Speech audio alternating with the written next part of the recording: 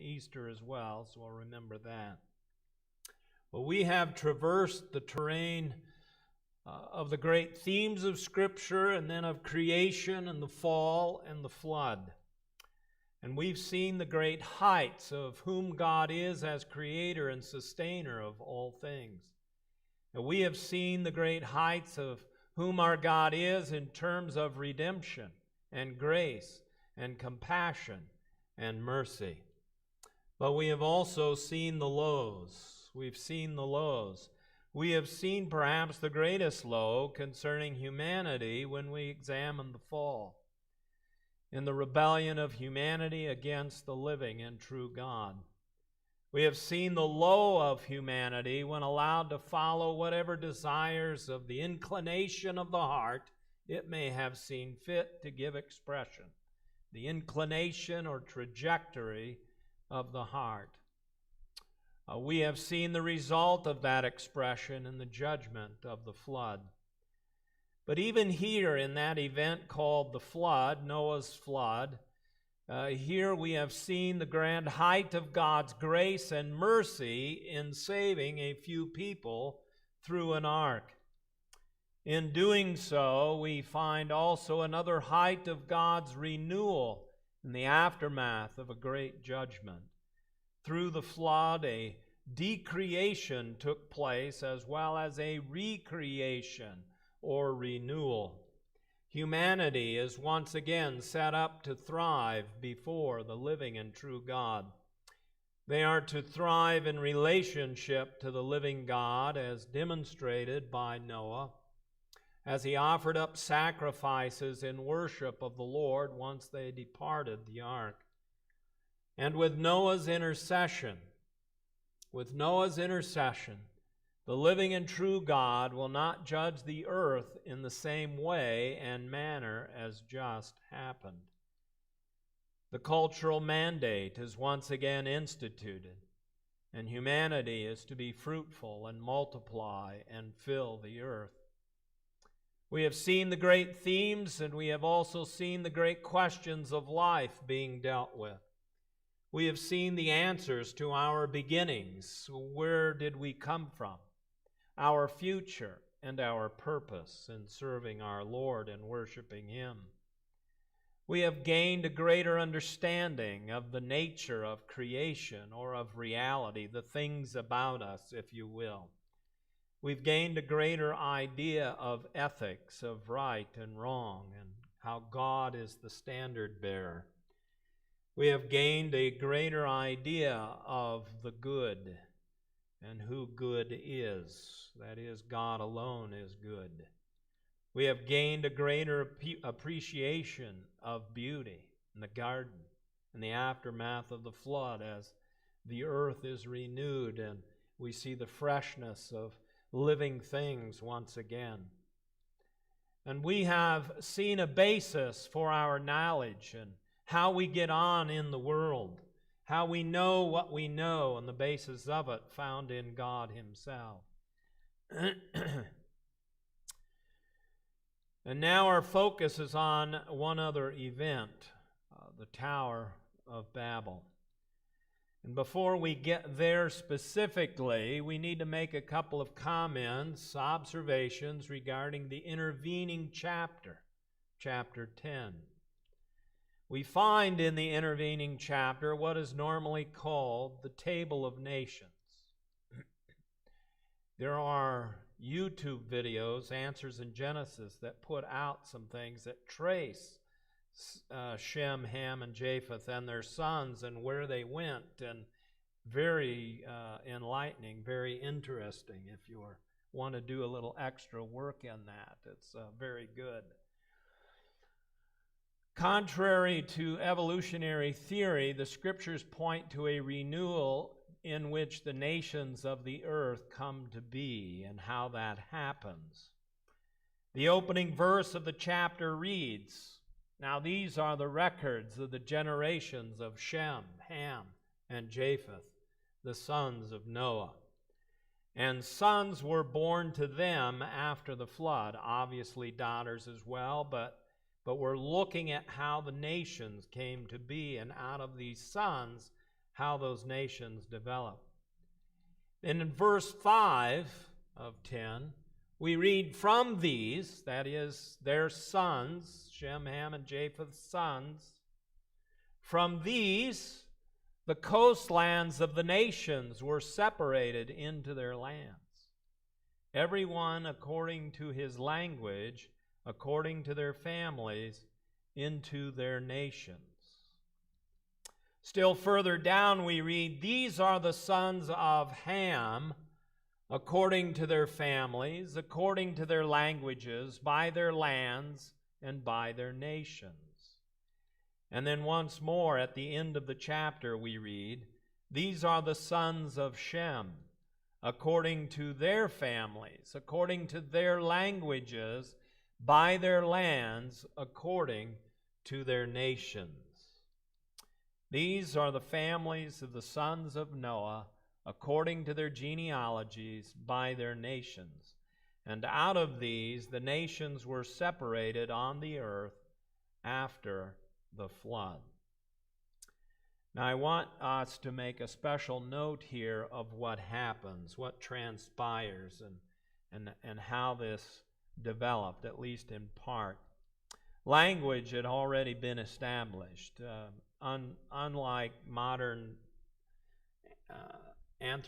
anthropological views, sociological views, scientific views that say humanity hadn't developed language at first, or writing, or any of that. Language was there, communication was there from the beginning. It was there from the beginning. It had already been established. I don't know what language it was. Maybe it was Hebrew. I don't know. Whatever the mother language was. Then, with the division of languages came the division of families. So, like, say, we're with Noah, and we're the sons of Shem, Ham, and Japheth, and we decided we're going to build the tower. The languages are confused. Now, all of a sudden, what we were able to communicate, we're no longer able to communicate. I can speak, but you can't understand me. So, with the division of languages, then came the divisions of the various families within those.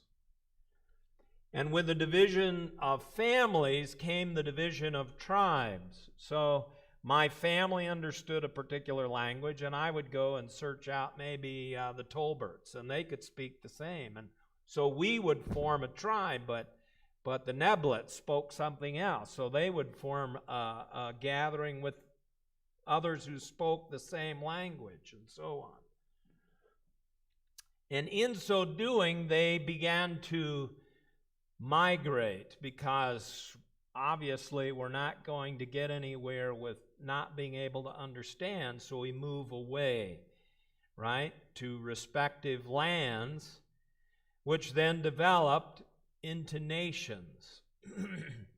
So the bulk of this chapter 10 takes place after the events concerning the Tower of Babel, at least 5 generations into it when you hit Peleg. To be sure, there is a series of generations after the sons of Noah that populated the earth, who are all of the same language, and sets the stage for the building of the city and the tower. Notice it isn't just a tower, it's the city and the tower. The city and tower that would keep the bulk of humanity together. The divisions of the families probably took place during the life of Peleg. The text says, "For in his days the earth was divided." The land was divided. So, as languages come to be, and we begin to associate with each other in terms of language, and we begin to move, the earth is divided as migration takes place. He was the 5th generation after the flood. Migration then took place according to language, but also, it says, family and lands and nations. Family and lands and nations.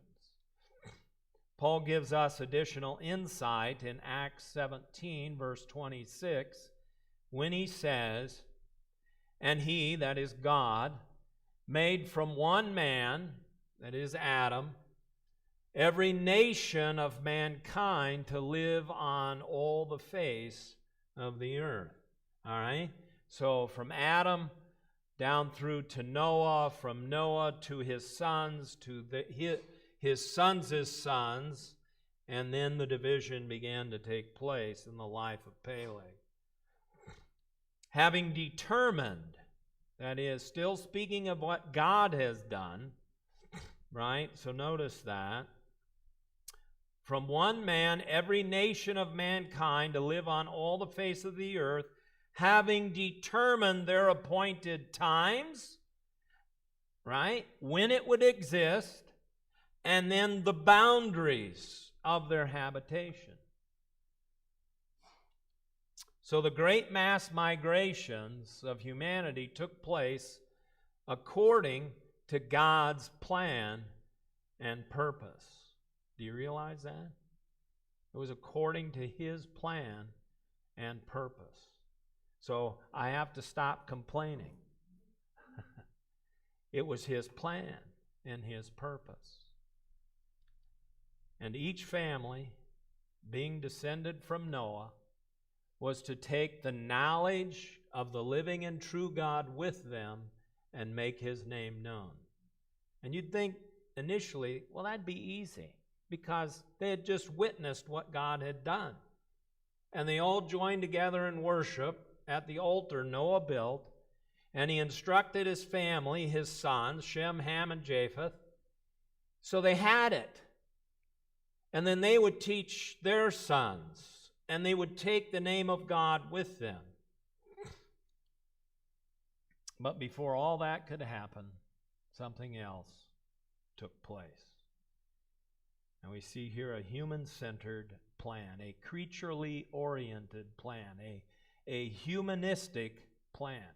If you want to see where humanism takes you, read the Table of Nations in chapter 10 and the first part of chapter 11. Where does humanism take you? It takes you right there. If you want to know the outcome, that's what you look at. So let's get the text in front of us, covering the first 4 verses of chapter 11. And here's what we read there. Now the whole earth used the same language and the same words. And it came about as they journeyed east that they found a plain in the land of Shinar and settled there. Shinar. Think Babylon. Think modern day Iraq. So they're kind of in that area, right? And they said to one another, now we're all of the same language, and we're beginning to talk to one another. They say, hey, let us make bricks and burn them thoroughly. And they used brick for stone, and they used tar for mortar. And they said, come, let us build for ourselves. Notice the wording. Come, let us build for ourselves, not for the living and true God. Let us build for ourselves a city and a tower, or what we call today is probably a ziggurat of some kind. A ziggurat it has a large base, right? And then they build layers. Except instead of the layers being even, they're just in slightly, and then they're in again and in again up till you reach the top of it. And so we want to build a tower whose top will reach into heaven. And let us make God's name great. Oh, no, it doesn't say that. And let us make for ourselves a name. Otherwise, we will be what? Scattered abroad over the face of the whole earth. Now, first, remember what we said about the cultural mandate. Noah and his family were explicitly told to be fruitful and multiply, and what? Fill the earth. Fill the earth. The assumption is that Noah taught his children to do so, and then his children would teach their children to do so, down through the succeeding generations. Given the command to fill, look at the last phrase of the text before us. Otherwise, right? Let us build for ourselves a city and a tower into heaven, making a name for ourselves. Otherwise, we will be scattered abroad over the face of the whole earth. Humanity was blatantly rejecting the will of God and refusing to disperse and fill the earth. In coming together to build a city and a tower whose top will reach into heaven, was explicitly to prevent themselves from being scattered. But we need to remember that this particular situation was not just about refusing to migrate, right? So the garden is not just about picking an apple from the tree, the proverbial apple from the tree. This is not just about refusing to migrate. If we compare it to what we discussed in regard to creation, we understand that refusing to fill the earth is a refusal to carry God's name to the ends of the earth. We don't want to carry God's name with us. It is an explicit denial of the purpose of God in creation. What does humanism do? Well, it's an explicit denial of the purpose of God in creation. It is a flagrant slap in the face of the living God. Humanity was to carry God's name with them, but they refused. So in an autonomous fashion, humanity sought to elevate itself to a position of ultimacy. Remember, determine for yourself what is good and evil. I don't have to listen to you, God. We will determine for ourselves what is good and what is evil. We are ultimate. That's humanism. Second, remember what we discussed in terms of worship. Before the fall, Adam and Eve were able to approach God and worship without any intervening sacrifice or intermediary. They walked with God. They could walk with God in the garden and speak with Him and hear His voice. After the fall, they had to be clothed by God and taught how to approach Him in worship. Things were no longer the same.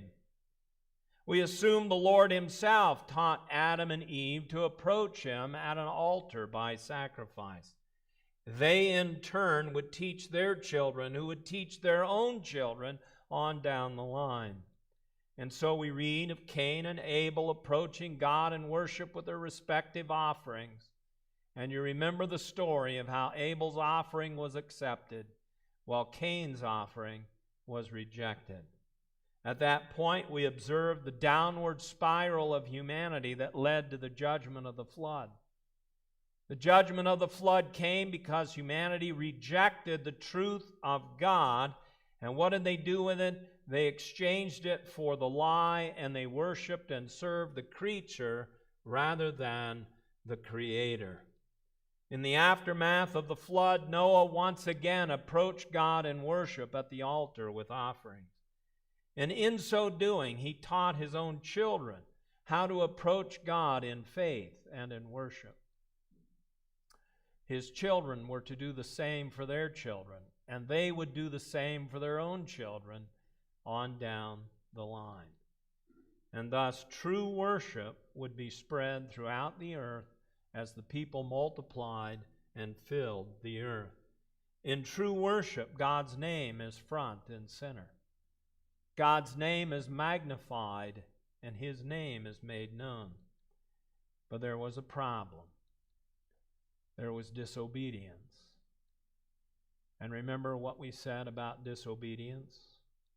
When disobedience is present, or one's attitude is off kilter, check your worship. What are you worshiping? What are you serving? Your own interests or God's interests. The bulk of humanity had once again rejected the truth of God and exchanged it for a lie. They did it before the flood, and now we find them doing it again just after the flood. And they directed their worship and service to the creature rather than the Creator. That's humanism. That's humanism. This has become the established inclination or trajectory of the human heart. So instead of building the city of God, to borrow from Augustine, they were building the city of man. Third, when you get into a situation that exudes disobedience, one finds that one's worship is of necessity corrupted. At that point, you will want to look at how worship and service to the living and true God has shifted toward the creature.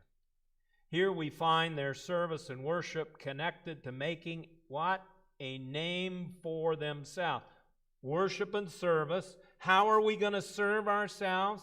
By building a city and a tower that reaches into heaven.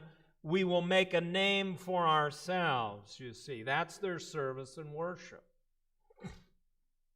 So I purposely left out that part of the passage. I think I've already said it, to discuss the previous 2 points, but we want to see it together now. Watch how it goes. They said, "Come, let us build for ourselves a city and a tower." This is how we serve our God now, "whose top will reach into heaven, and let us make for ourselves a name." Idolatry, by its very nature, displaces God, and something has to take his place.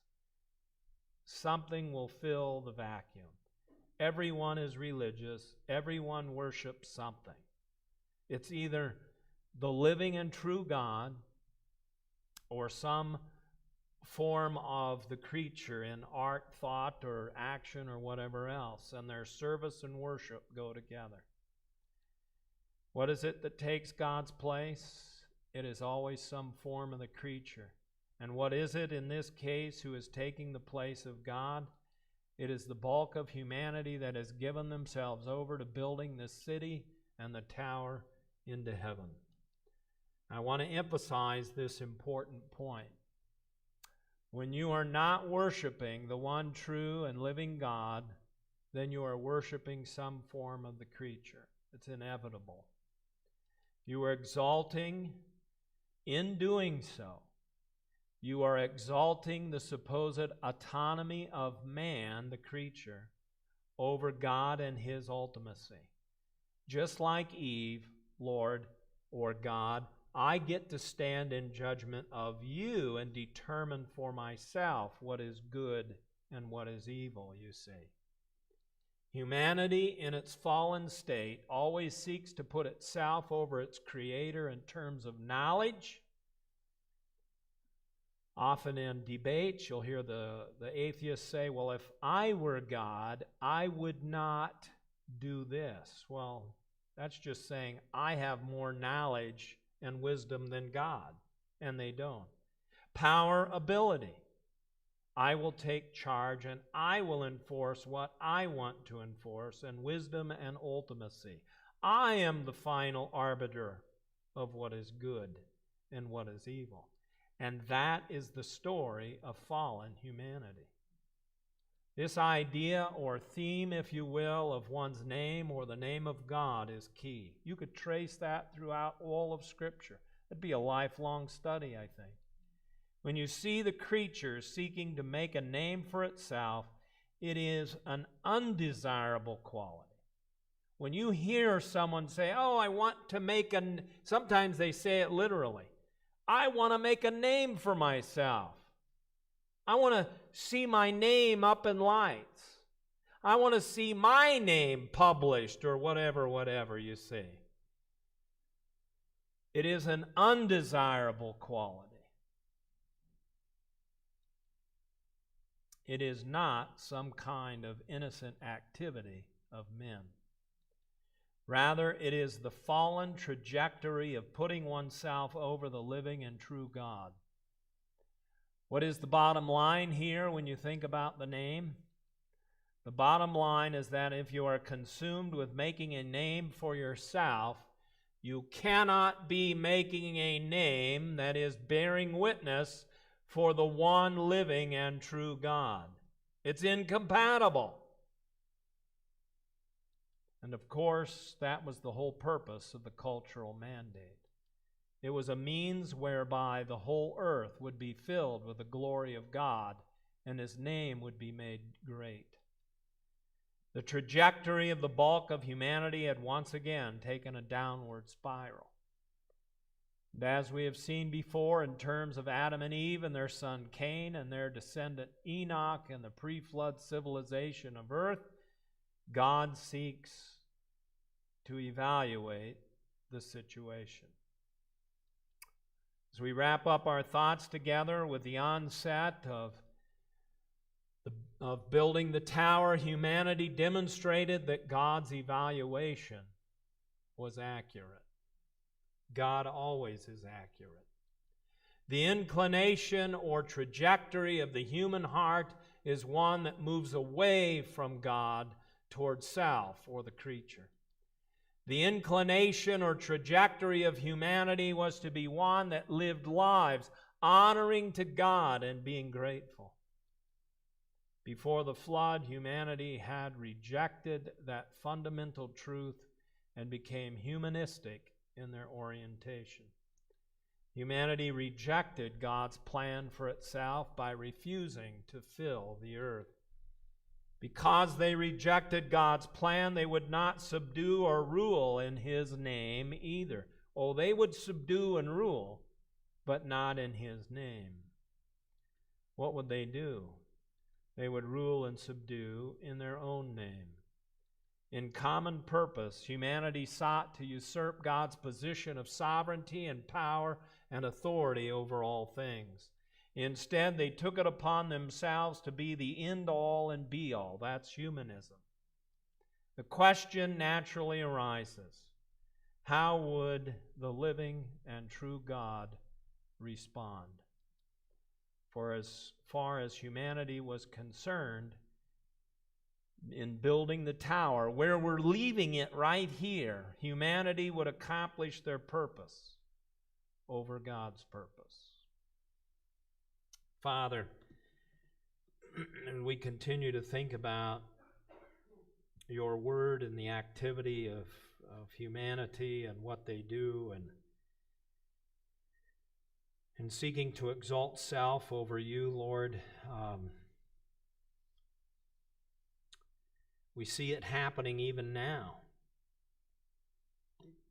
Nations are no longer content with their boundaries, and they seek to usurp that and move into others and push their own agendas and their own spheres of influence to wider and wider domains.